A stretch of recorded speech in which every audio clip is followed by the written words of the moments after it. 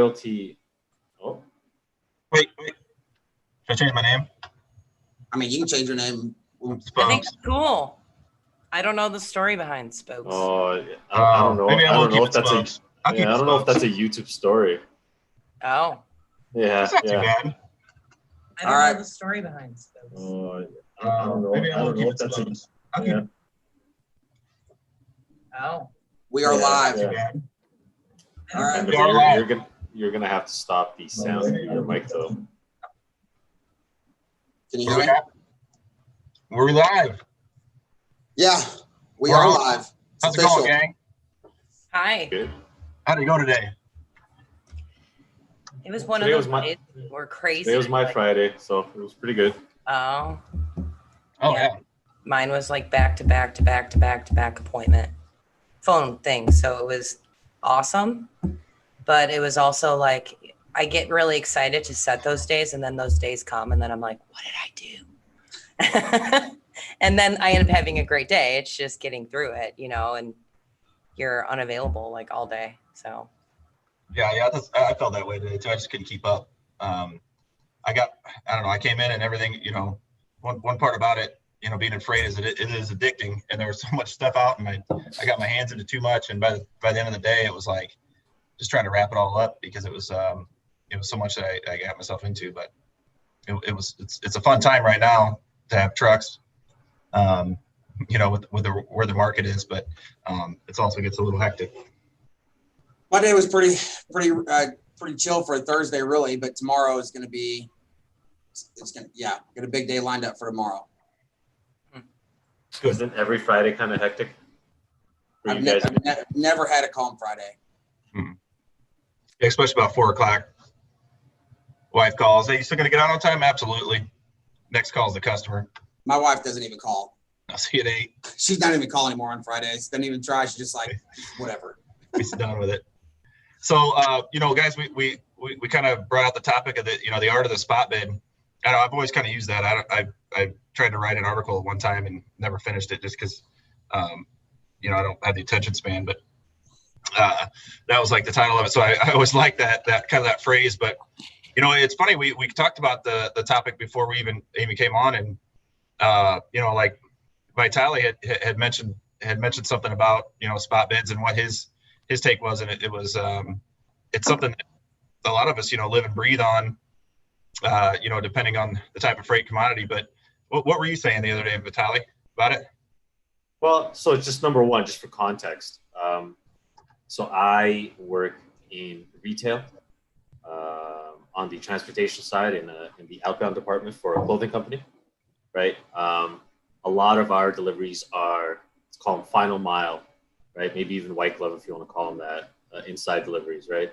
So a lot of what I do isn't spot bid, spot quotes, or isn't ad hoc, right?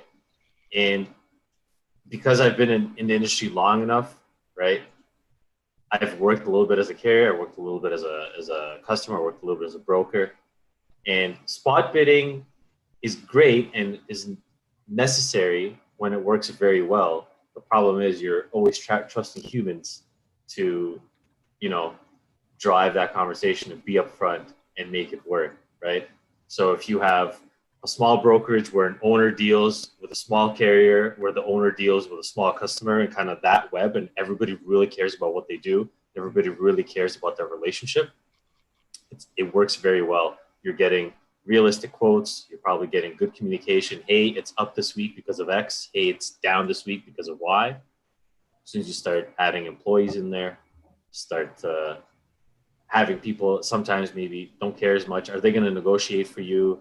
Are they going to go to bat for you? I don't know, right? So it's like the more people you mix into that process, the scarier it gets. And sometimes you end up having crazy bills or God knows what when you really didn't need to. So I would say I know a lot of people live and breathe by the spot quote, but I definitely prefer kind of contractual work and knowing where I stand year round instead of worrying about the volatility.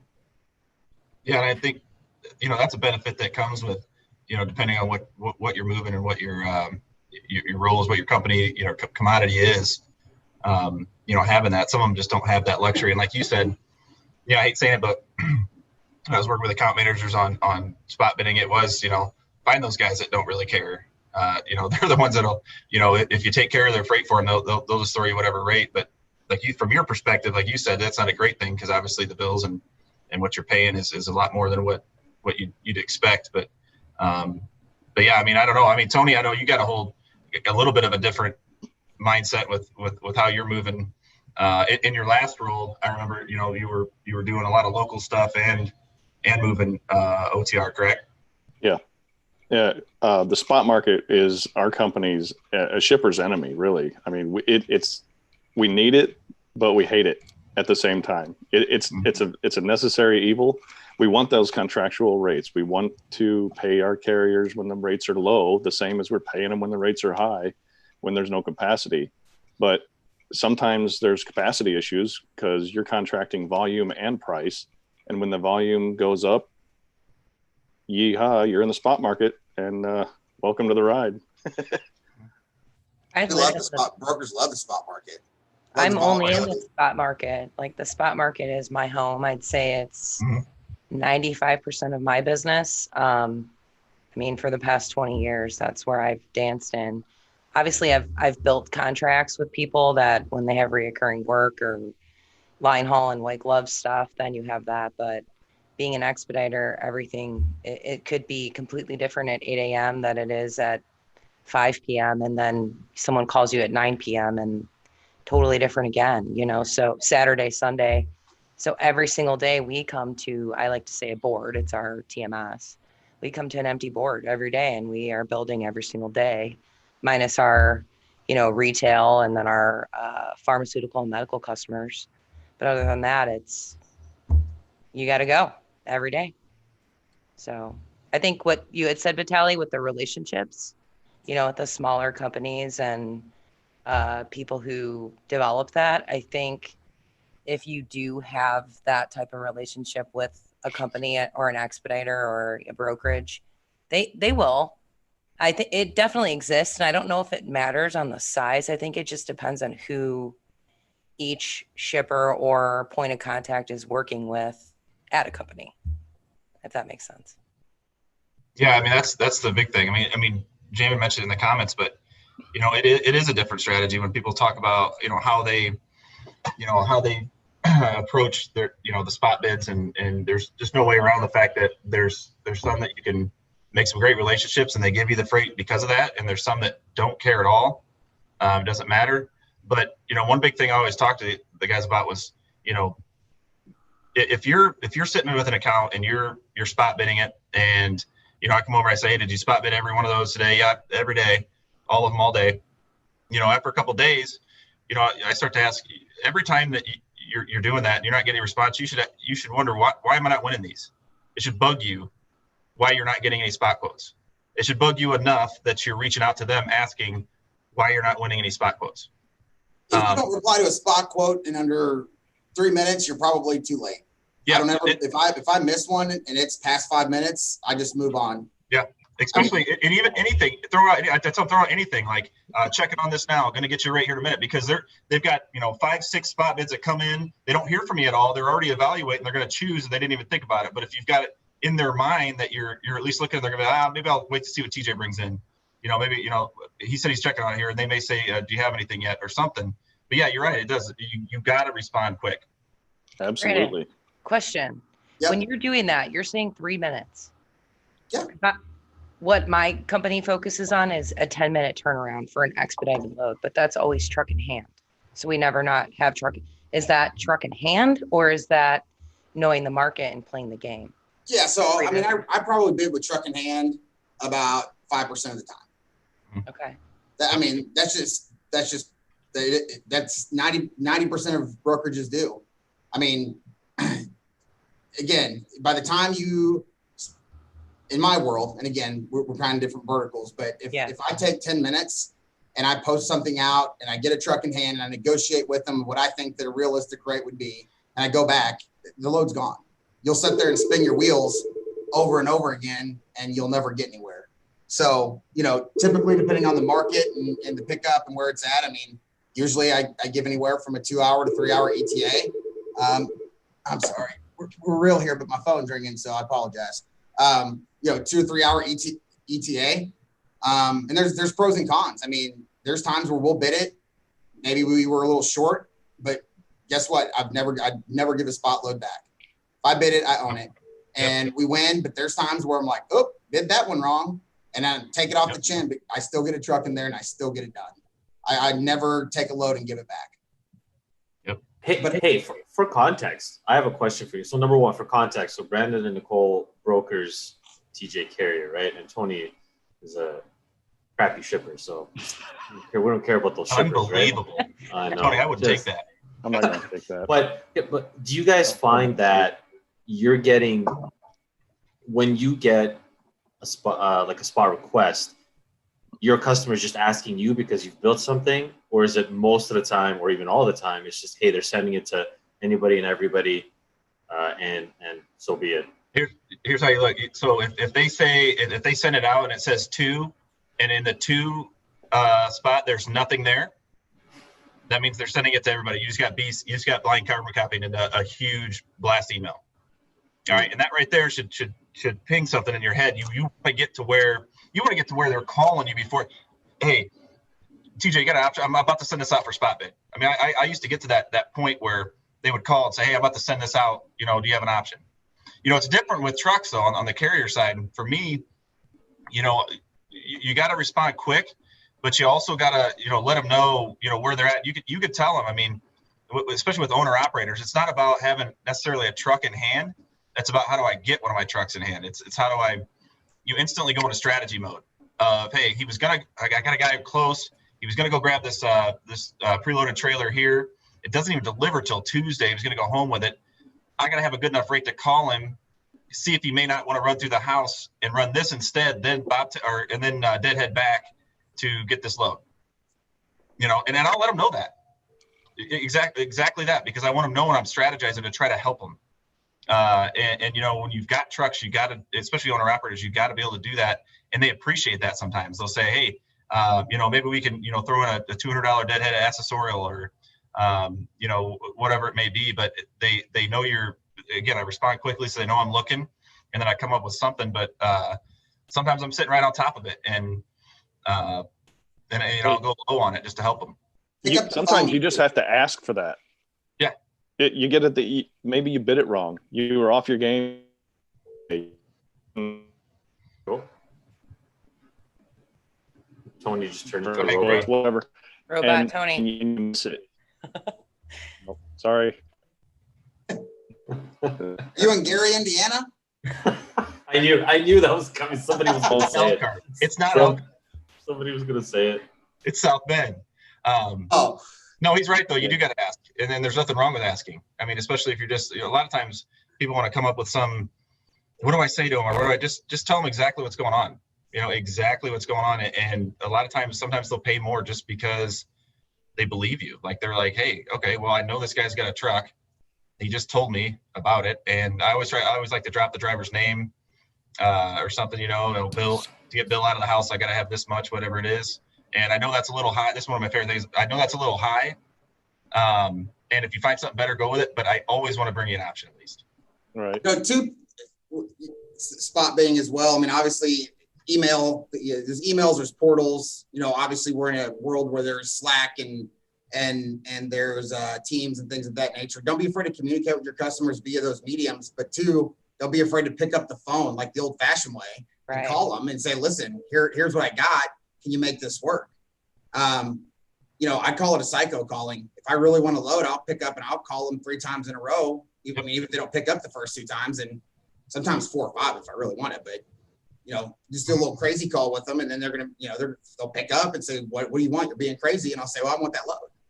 You put that pressure on. Be crazy, like Tony. If you put a spot bid out, and everybody wants your load, and you get like 7 people calling you, and they're like, Tony, dude, what's your rate? Dude, I want this load. Doesn't that get old when people are just blowing up your phone every time you throw a spot out? Well, I learned a long time ago never to give my phone number out.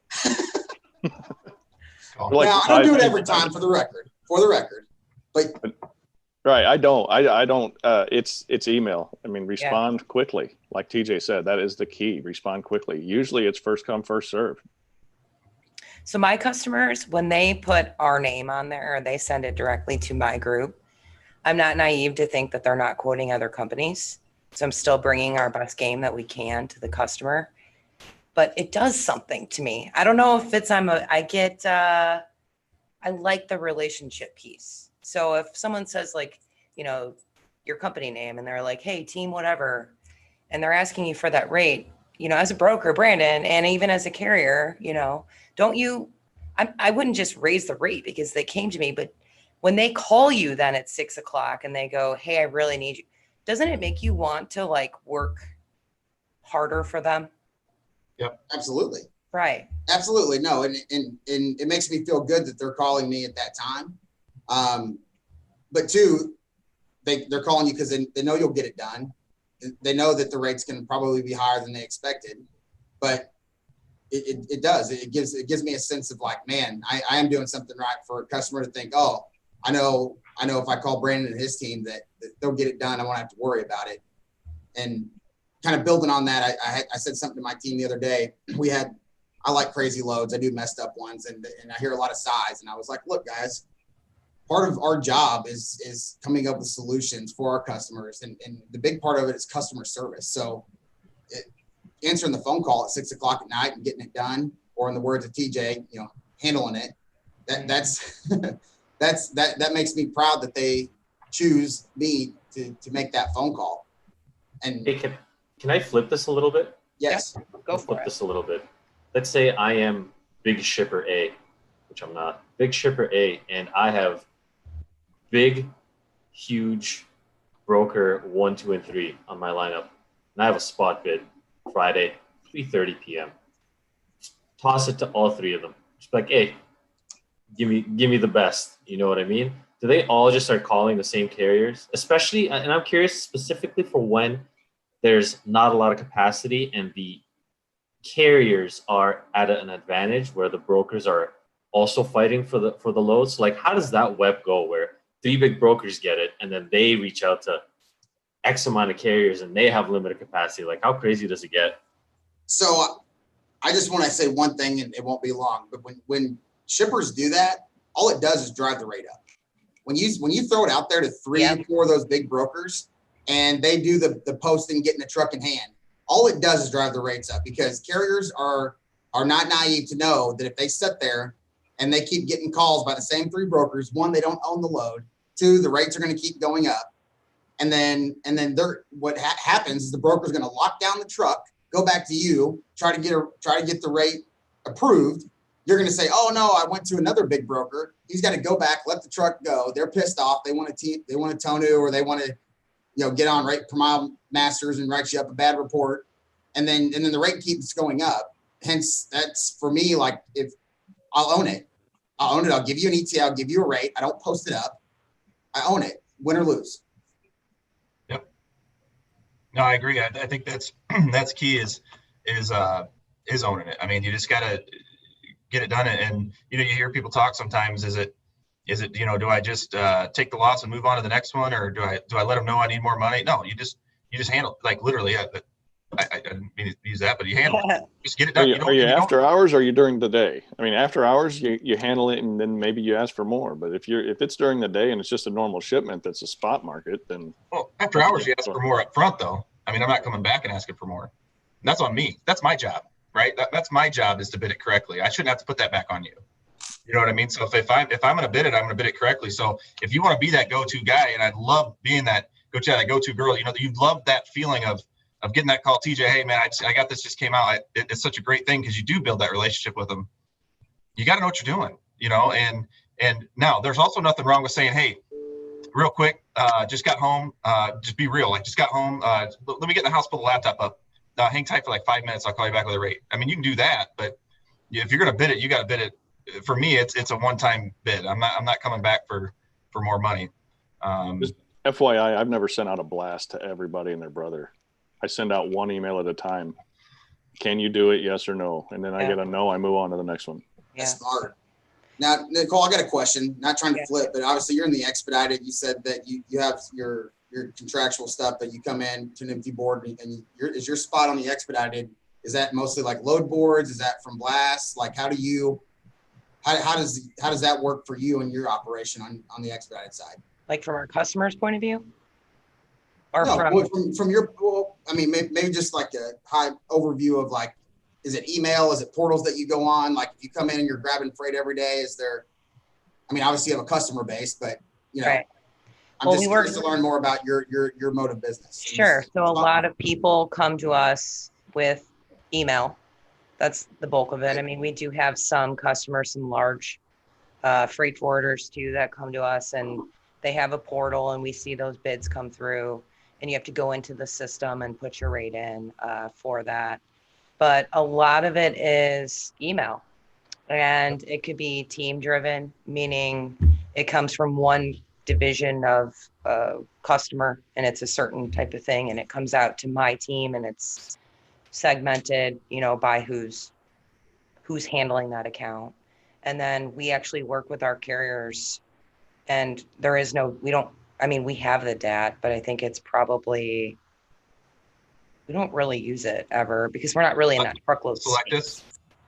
Yeah, we work on the Selectus network. We actually have a application too that's in-house. And so that's from our carrier base. And we're actually doing some additional things to it. It's focused on our partners that we work with, because that's the type of company I want to build. You know, I don't want to just have all these people that are bidding, and I want to have my core.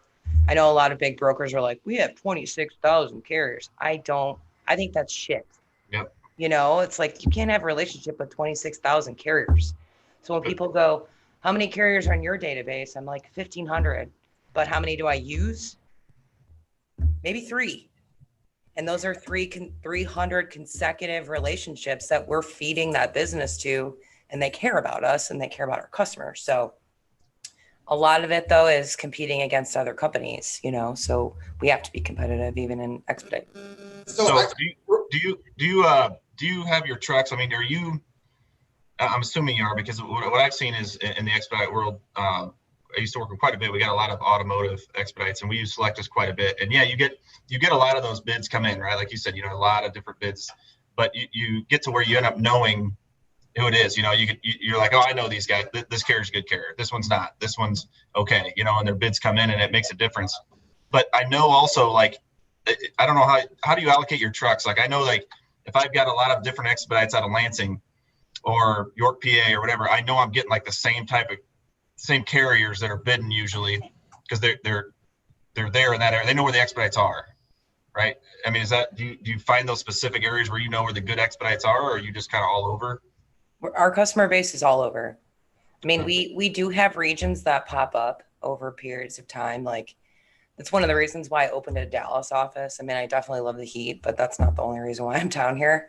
We have a pretty good customer base down here. And so a lot of our freight picks up out of here, you know, so this market is great sometimes for us. And then other times it is definitely the carriers market, and the rates are ridiculous. You know, it just depends on what's going on down here. But we'll see. We do a lot of weird stuff too. I mean, I like that weird niche stuff. So someone will call and be like, hey, I got a truck broken down in Montana. Can you send a straight truck over there and, you know, bump trailers, lay the dock plate, cross, you know, move it, get it. Yeah, that's the type of stuff that I like to do, you know, because it's like chaotic and weird, and it makes I like doing all the shit no one else wants to. Right. And coming up with that stuff. And like, I had one day, I feel like I was still living in Illinois, and this customer called and he's like, I don't know what the hell to do. And I sat there and I'm like, we could do this. We could do, okay, hold on. And, you know, came up with the solution on a Sunday at like 8 p.m. And it got to where it needed to go. And like, it's not even about the money. For me, it's like fun. It's like putting that weird, holy shit, we just pulled that off. You know, how cool is that type of thing? That's what drew me to it. It was like, I was doing normal truckload, and then I had two guys that when we first started were kind of handling all the expedites, and they would just, I mean, they'd come up with just, I mean, the one time I remember one of the guys got in his car, went over to get the paint. There was like a expensive painting from an office they had to get to the Fort Wayne airport. Got in his car, went and got it because it was white glove service. I mean, he got it there and did it himself. You know, and all different, you know, the transloads, they're bump the docks, but it's also knowing expedite's a huge thing because you get, it kind of validates you too with customers. They send a spot bid out and it's a full truckload, right? And it's 3 pallets at 2,800 pounds. And I know what bids are getting because not many people are looking into that, and they may be handling the freight, but not knowing what exactly you could do. And I'd be like, I can put a Sprinter van in there right now, and I could be at this rate. I could still get a good rip, you know, on that, and still save them $600. Oh, tons of money. Oh my God. Especially, you know, $1 a mile for a Sprinter van. So that's the fun stuff there is like, then they think you're a genius because you're saving them money, but really you're making money. You're right. I mean, that's the thing that always drew me to it. I never got really into it like all the time, but I always jump in and try to do that stuff just because it was fun to know the dims and measure them out and how you could stack them and what you could do. And I mean, you can just get creative with it. Yep. Yeah. Okay, so I got a 2-part question for everybody. Okay. So number 1, this is for Tony on the shipper side. This is more on the educational side. So when you're setting up and sending out a spot quote, what information are you actually giving the carriers? Are you keeping it short? Like, here's an address, figure it out. And carriers, what are you guys telling your employees or yourselves to look for to provide a proper, accurate quote? Are you asking for, do they have a dock? Are you asking for time? Are you asking for commodity? Or again, you're just like, hey, here to there, type of equipment, get it done. What are you guys doing? Point-to-point address, shipping hours. If I have the receiving hours, I'll provide those, contact info once the load is accounted for and secured. But in the bids, just addresses usually, and commodity, weight. If I have a general approximation or something pretty close, we'll go off of the theoretical weights. With trucks, it's with owner operators mainly. It's knowing the driver. It's knowing where it's you know, we run a different type of dispatch over here. I mean, we've got a lot of dedicated stuff for automotive, but I mean, we've got a board and we're moving guys around. You got to kind of know where they're at, you know. And so when a bid comes across, you know, I'm going to differently for a guy that I know has his truck paid off, right? I got to know his operating costs. You know, I know he's got his truck paid off. He's got a nice truck. He's willing to, you know, deadhead. He gets it. He knows the game. Compared to a guy that just started with us that was a company driver before, that doesn't know what deadhead is and doesn't like it, which is understandable. I mean, they end up getting to it. It's a trust thing.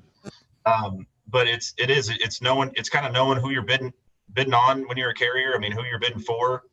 There's some guys that trust you enough that it's like, hey, this weekend, I've already been told by my customer that they're going to have a ton of stuff come out over the weekend. They're pushing them out expedite wise. Just run down to, you know, Evansville, Indiana, or whatever it is, and sit down there and wait. And I'll be and that's what their plan is for the weekend. And they just trust that you're gonna get it done. There's some guys that can't do it. So it's just, when you have trucks, you know, you can't overcommit. That was one big thing that always kind of drove me crazy was, you know, when you're brokering, you can commit to quite a bit and get it done and handle it. But like, you know, send 10 loads over, you know, I'll take them all, send them, you know, send them, I got them, handle them. But you send 10 loads over and I know I can only cover 2. It's like, it kills me. What happens then? Do you give them back or what? Well, it depends, you know, it depends on the customer. So if the customer's okay with, you know, like a tier capacity type thing where I can take all 10, say, and put 7 over to our brokerage, then that's fine, and I'll do that.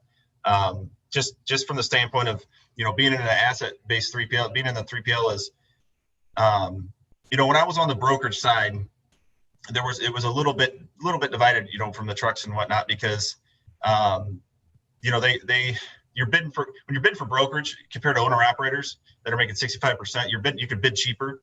So like just the way that things would go together, and if the account manager wasn't doing it correctly, and then you know, a lot of the dispatchers are experienced, they're like, why didn't you have that appointment set?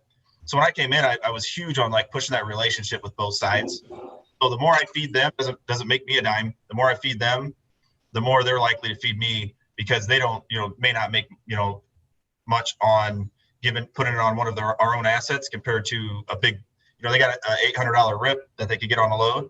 And we come over and say, hey, we got a truck down the road. Can we put it on an asset? And they're like, you know, it's natural. But if you're feeding them some stuff every once in a while, they tend to help you out a little bit more. So that's kind of my thing. I can't always do it all the time, but it does. It's different. It's a different feeling. Vitalik, from my side on that, I think it's all about the relationship with your customer and knowing some of those receiving and shipping hours for them. Are they doing a transfer load? Did they just have a fall off? Did a truck pull out your recovery? Are they going to pay your late fee, your work-in fee? If they put a load out from, say, Southern California to Colorado, but I know that receiver's a night receiver, and they tell me the dates, I'm going to bid it. And it's probably going to be higher because I'm going to have to do the transit, sit there and lay over for 12 hours. So when I bid it, I'm going to say, this is my rate.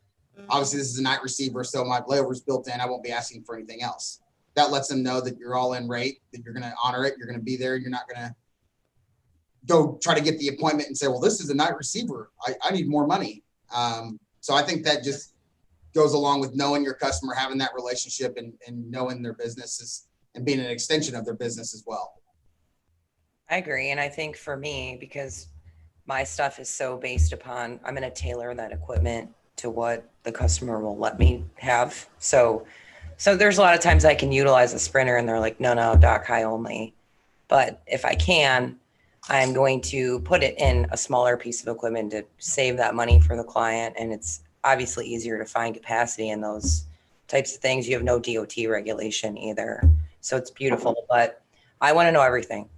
I want to know how many pieces you have, what's the weight, what's the dim of each. I need length, width, and height. I need to know if you want it delivered direct, if you want it next morning. I need to know if someone's going to wait. Once a load's a go, I need a point of Do you contact. ask those questions? Yeah. Nobody ever asked me those questions. But What are do you you ever got? shipping? Isn't that concerning though? Yeah.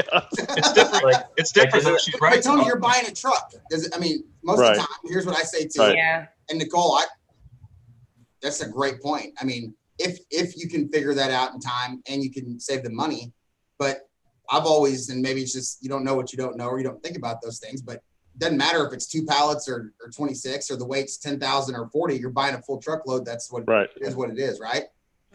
Well, isn't this right here literally the art of the spot bid?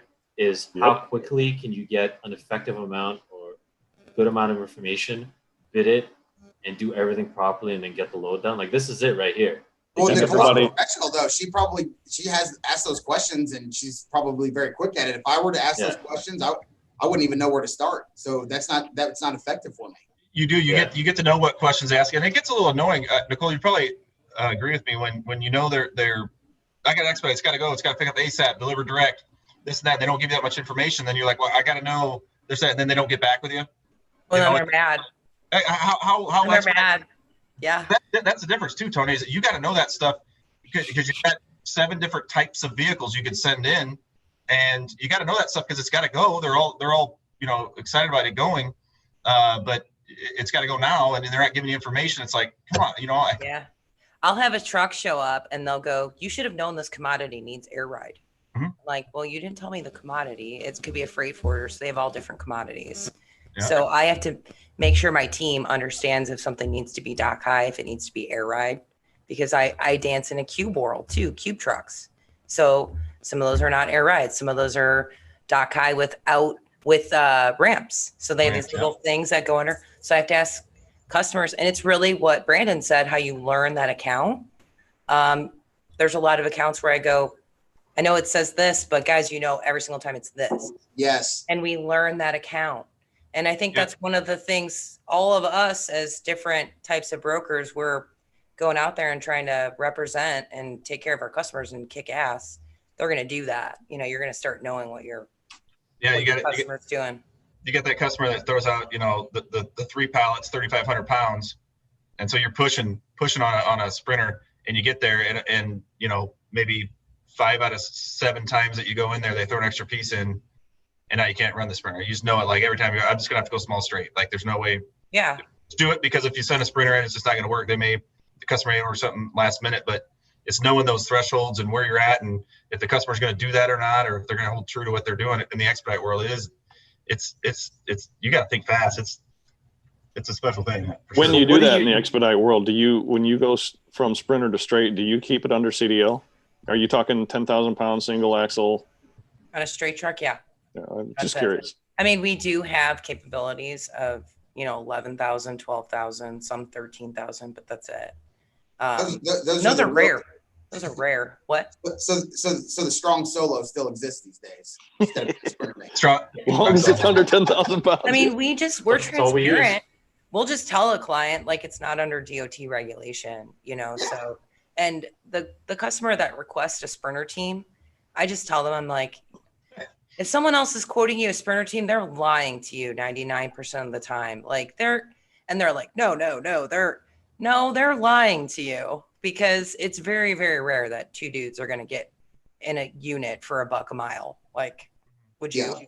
I wouldn't. Unless they're still running that dual driver protection or whatever it is, where it requires 2 drivers because there has to be one with the cargo at all times. So if it's a long enough ride where somebody's going to go into a truck stop or whatever, I see a lot with the military expedites. Yeah.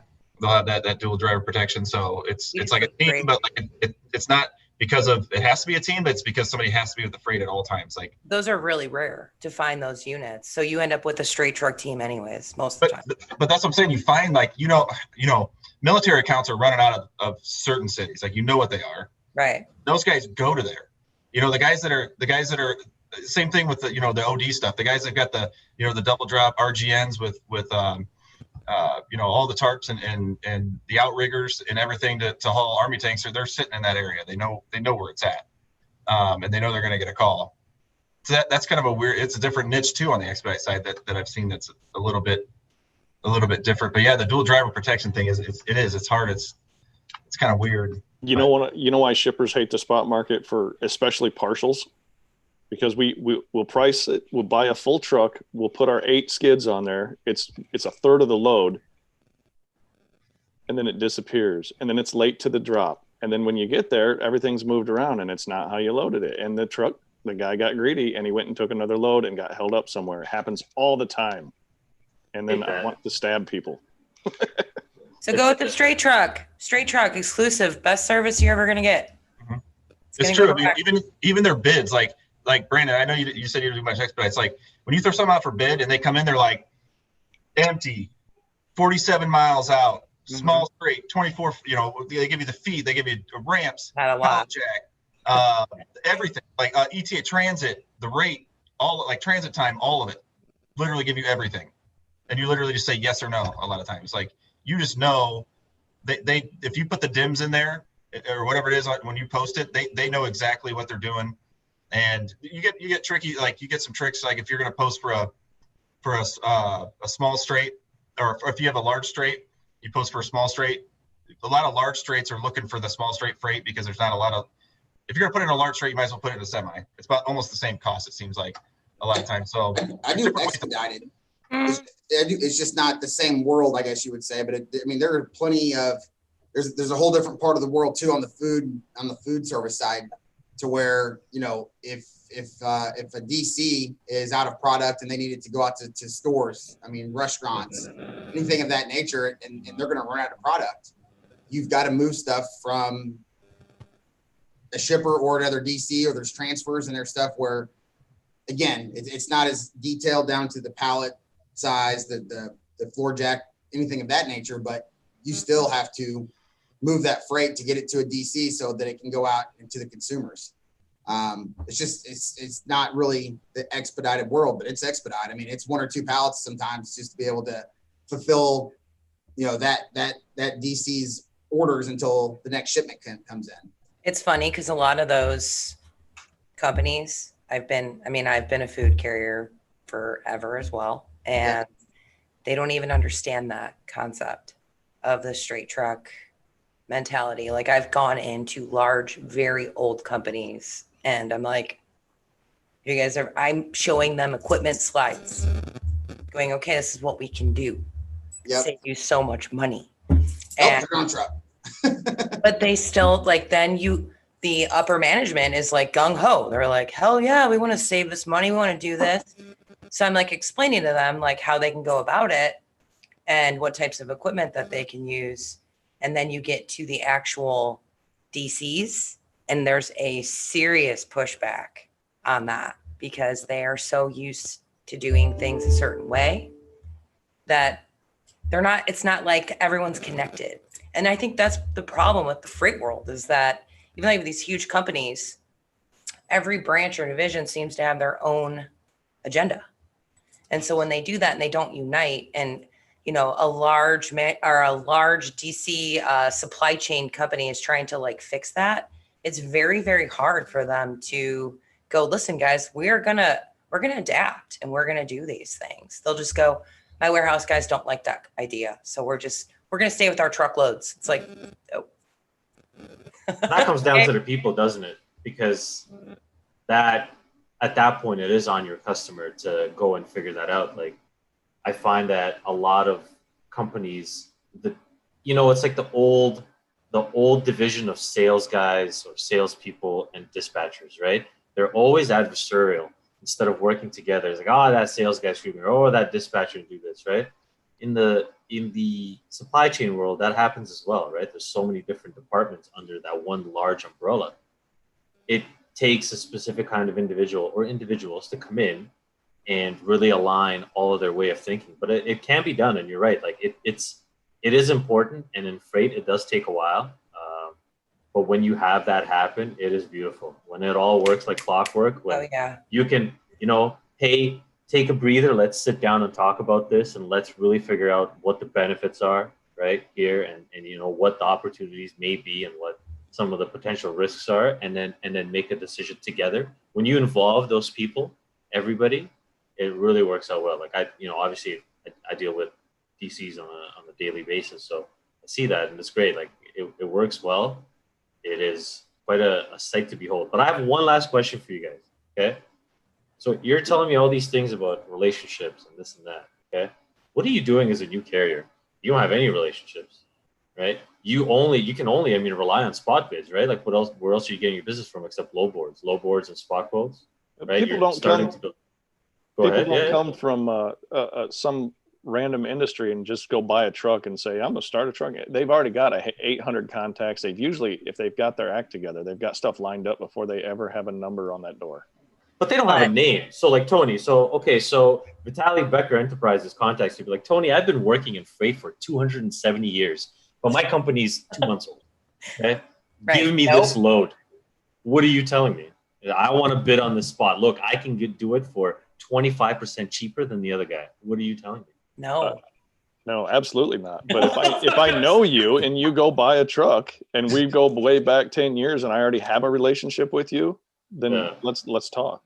Well, send me your carrier, how long you've been in it or what you can save. They want to know, okay, you can save me 25%, but how often? They want capacity. You know what I mean? Like if you can save me 25%, that's great, but I've got 40 shipments a week and you can only cover 2. Really? So I mean, you could bring that to the table, but you got to bring the fact that, hey, something from the standpoint of, regional, what their niche is, how they're shipping it, whatever it is, something you can do that's a little bit different rather than just, I know a lot. Every driver tells you they know a lot. Every carrier tells you they know a lot. Those are the guys putting another load on the back of the trailer too. Mm-hmm. They know so much that they're bad at it. Yeah, exactly. I had a lady call me. I had a lady, another female business owner. She owned a fleet. She didn't just start. I shouldn't say that. She was not very old in the business. And she called me and she was like, hey, I've been seeing, you out there on LinkedIn, and I've been seeing this and that. And I'm looking to develop relationships with companies like you. Here's my information. This is what I'm doing. I would like to have an opportunity to quote. And so instead of just adding someone to our database, we never would. I set her up with my team. They look at her scores and everything, how many trucks she has, and then they host a call with her. And then she followed up with me and she was like, hey, I talked to your team. So even though she didn't have a ton of business, maybe you start in the brokerage world and you start developing those relationships, or you approach small companies too. Like not everybody's like you guys where you have a ton of shipments. You go to the local company down in, Addison, Illinois, and you say, hey, manufacturer of screws. I know you got 1 truckload a week. Can I have it? So I don't think you get from that. You know what you get from that, Nicole? You get that. That's where you get those referrals too. because that guy that said that when you go to those local places like that, that's a great point. I mean, they know the guy that's running that shipping department probably knows the guy down the street that's running a shipping department. You know, they may go see each other. It's a small town, maybe. You can start to build that referral, start to build a reputation for yourself too. Yeah, and maybe you just stick to one area and you just run locally, you know. And then I used to do a lot of for manufacturing. They do a lot of metal finishing. So then we would send our trucks there. That would get done. Then we became friends with that shipper, and they would see that we always picked up on time for that. So that's how that cycle could start for a small company if they do it right. So maybe brokers are as important or even more important to a new carrier when it comes to spot bidding than maybe the actual shipper is, because maybe our brokers a lot more open to the idea of working with somebody smaller or newer than a shipper is. Yep. Yeah, listen, on the brokerage world too, it doesn't matter the size. Honestly, if I can find, I mean, obviously the big ones, there's a place, it's great. But I would rather work and have a personal relationship with those small to medium, mid-sized companies that you can have a relationship, that you can add value. And you can call the owner and go, dude, what the hell? I gave you 10 loads a week. Where is your truck at? Yep. And you got to start somewhere. And sometimes it is price. And we call those lost leaders. And there's shippers that take advantage of it as well. Like, oh yeah, I'm going to get this new guy in. I know he's going to lose money, and then I won't give him any more loads. One of the worst thing on the brokerage side you can do is get in with a customer, run 2 loads, and then never do anything with them again. It's so much wasted time. It's so much wasted soft cost within back end, setting them up, accounting, and things of that nature. But, you know, for me, I would much rather work with people with personal relationships where, you know, I'm going to give you a load, and yeah, you might have been 25% cheaper. Maybe you made money, maybe you didn't, but I'm going to get it done. I mean, that's even more important. I've learned the most from failing and falling on my face. It's even more important, like when you've got equipment too, like when you've got trucks. You know, I've got trucks, TJ. All the way through. I got stickers on them all the way through. You know, like I've always done a lot of sales. I've always been good at that, finding people, reaching out, and just making relationships. But you know, when I've got, you know, I've talked before, I had got some kind of Stogas came off of an automotive project. I was looking for somebody that, you know, work in the network. I had found a nice, you know, shipper, looked like it was good to go. You know, he reached back out and said, you know, I've got he said, I decided to give you a shot at quoting a few of my lanes. You know, I said, what email address do they come to? I'm thinking, cool. I mean, that's awesome, right? I mean, you're in it. And I said, I appreciate that. He said, keep your eye out for emails coming through. I said, okay, sounds good. So that's all I get from him. I said, hey, would you be willing to hop on a call with me today and talk a little bit more about, you know, your process, you know, how it works, you know, how you're loading, you know, what the efficiency. I mean, I'm going to drop expensive equipment on your lot, right? I want to know how these things work, let my drivers know ins and out, whatever. I mean, talk to him about something. And he says, negative, sir. Quote a few of my lanes so I can see where you're at, so I can determine if you're a good fit or not. Then we can talk about spending more time on the phone.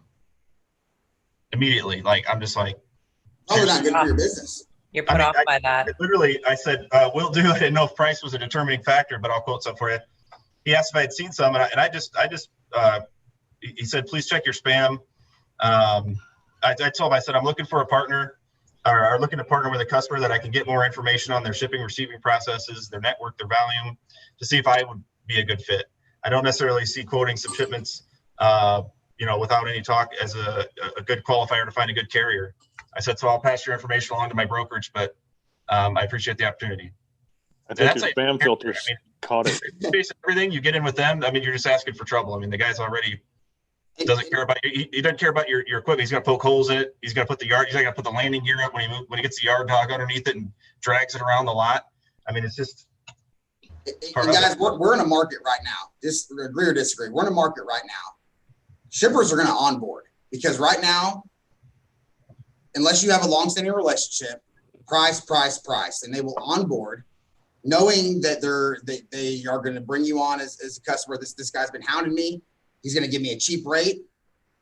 9 times out of 10, the broker's going to take it in the chin 2 or 3 times before they're like, I can't do this anymore. And that's going to be a repetitive cycle because right now, as the tables in the market shift, the shippers, not every single one, so for the record, I'm not throwing it out there, but the vast majority is going to onboard brokers, carriers, use them and abuse them to get the lowest price possible, and they're going to cycle them through. One little thing can throw off the whole relationship, or maybe just like TJ was saying, well, I don't care about that. I want to know what your cost is. Then we'll talk, because it's all about cost right now, especially on the shipper side. Not in every vertical, but we all know where the market is right now. It's cost and capacity. We're looking at both. No one has capacity right now, though. Exactly. That's why the cost is going up. Exactly. I'm just throwing it out there.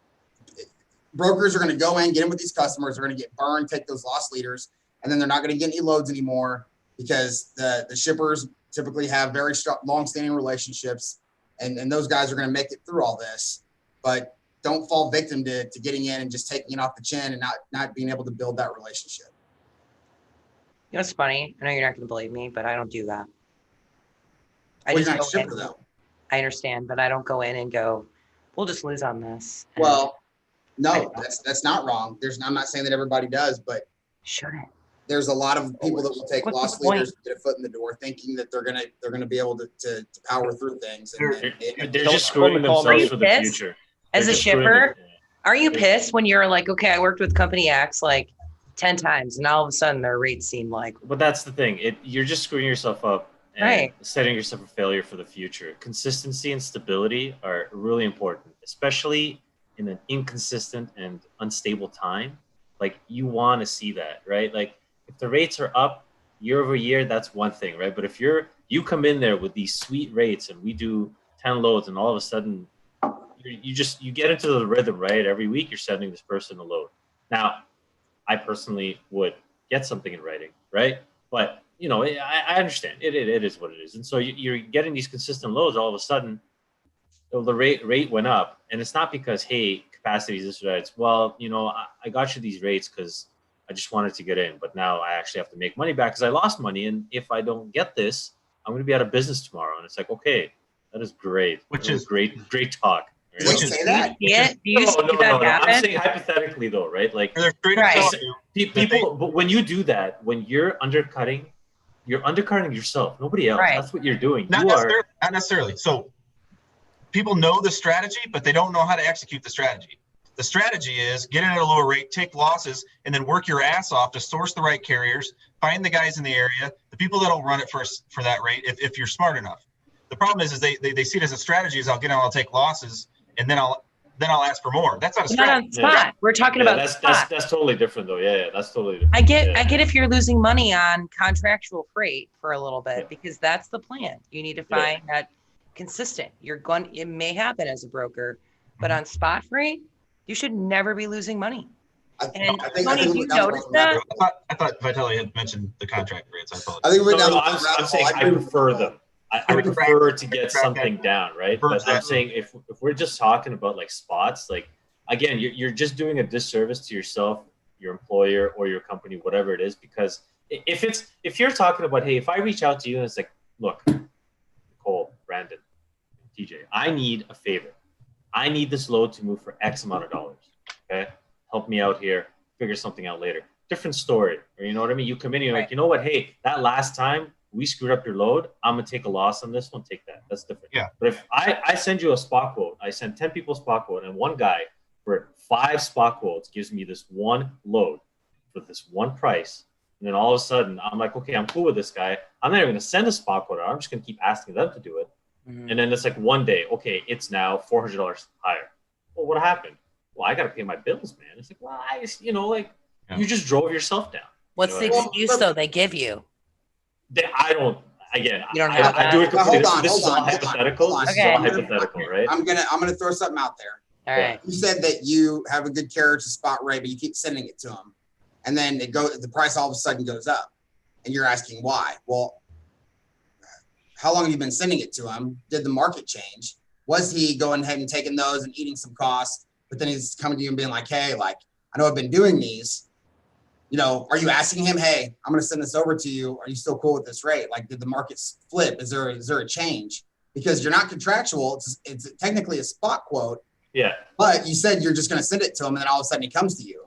So my point is, I as a shipper, will absolutely take the discount, and next time if there's no discount, it's okay. I'll pay something else or I'll go somewhere else. That's not what I'm saying. What I'm saying is if you are literally losing money, right? It's one thing, again, you can strategize like TJ said, but I just don't think you should be losing money. I don't think it's necessary. I just don't think it is. How much does that, so what if, how much do you value like the service though? So like if my thing is more than anything, that's why we'll never be the cheapest. I will never pay the cheapest for a rate. It's just not possible. Because so I'm saying if I get in, that you say you take the cheapest rate for 5 loads and I just service the hell out of it. I'm updating you, you know, I'm sending, you know, MAC point updates, emails, faxes, carrier pigeons, everything. And, you know, I mean, you're on vacation with your family next year and the bottle finally floats up on the sand with an update in it. I'm just saying, then I ask for more money. Are you more willing to maybe pay that because you've already seen what I can do? For sure. I don't want to put you out of business, right? I want you to succeed because when you succeed, I succeed, right? I'm not saying you shouldn't raise the price when the price shouldn't be raised. That's not what I'm saying. We understand market fluctuates. And really, I think, you know, in the perfect world, it would just be a GRI, right? Like a year over year increase and away you go, right? And that's what you're doing. It's obviously not that simple. But I think there's a difference between taking a hit and just flat out losing money to get business, which puts you in a really bad spot, right? I'm not talking about a $50 difference. I'm not talking about like, hey, you call me and you say, you know what, this month is really rough. We're doing great service for you. These are all spot quotes. We're not contractually obligated. This is what I'm talking about in terms of a rate, right? But what I really don't want to see is somebody just flat losing money. Like I'm saying that specific point. This is all hypothetical. I personally don't do any of this, right? What would you do if somebody was like honest with you and said, hey, I just want a chance. I want a shot, you know, to show you what I can do. I'm new. You know, the first 5 shipments, you may not even say I'll take a loss on them, but just first 5 shipments, I'm just gonna be transparent and tell you exactly what I got the truck for and exactly what I'll cover it just to get 5 loads to show you what I can do. I'll make you an example. I'm not going to name any names, but very recently I had a carrier reach out that I respect, right? And he is doing me a favor. And he's like, Vitaly, I can cover this for you. I know you're in a jam. I can cover this for you. This is what I'm paying my truck. You can tell me you want to pay 0 more. You can tell me you can pay whatever you want more. I leave it up to you because I respect you and because I think you'll do honest by me. And they made money. I did not just tell him you make nothing, right? That's what I'm saying. Like, it's very different if you're just like spot quoting off the bat to get in there. And then all of a sudden the next spot quote is just $1 million more, right? The communication, the service, like it all goes into effect. But again, I'm talking pure hypotheticals because, for example, for my current situation, I just can't take on new carriers that easily because of what we transport. You know, we transport high value goods. We can't just bring on anybody, right? Nicole, I know for sure understands what I'm talking about. Like it's not something. You could be new and you could be great and you're offering all these things, but it's not that simple. But if I was business owner A and I owned a business and it was up to me, yeah, sure, I'd give them a chance. Give them one chance, no problem, right? If it all makes sense on paper and they have their, you know, prerequisites, or they're registered, they have a truck, you know, why not, right? At the end of the day, screw ups happen regardless. You obviously do your safety checks and your risk checks and your legal checks, right? But at the end of the day, if somebody new and hungry is out there trying to improve the industry, absolutely give them a chance, right? But I still don't think, but I think giving a chance is, you don't need to lose money, right? Like the whole point of a business is to make money. Sometimes you take your losses, but I don't know if the best strategy is to be like, hey, I'm going to go in this and undercut everybody because that's going to screw up everybody else and you. I know Tony's smiling because he loves it. He's like, I want all the undercutters. Give me them all, right? But I guess it's just perspective. No. I know this. No. So Tony, what's your take on this? I want to hear this. Well, you want them and you don't. You want their rate, but you don't want their service. So what you have to do is you have to find that balance between price and service and ride that fine line. You're sitting on the fence. You have to ride it. Will you ever, Tony, say, I really want to give this load to you, but I had this carrier come to me and they're like $600 less than you. Will you do that? I'll bounce a quote off of somebody else. Yeah. All right. So real quick, it's been close to an hour. Obviously, we could keep talking, and this is what's going to be great about this show. I'm going to hard stop it. If you guys tuned in, thank you. subscribe. Every Thursday night, hold my beer, watch this. It's only going to get better. We appreciate you guys. We thank you for tuning in. And I've loved every single piece of insight from all of you guys. Yeah. We look forward to seeing more what we're going to call beer holders. The beauty is in the eye of the beer holder. Or the Jack Daniels drinker.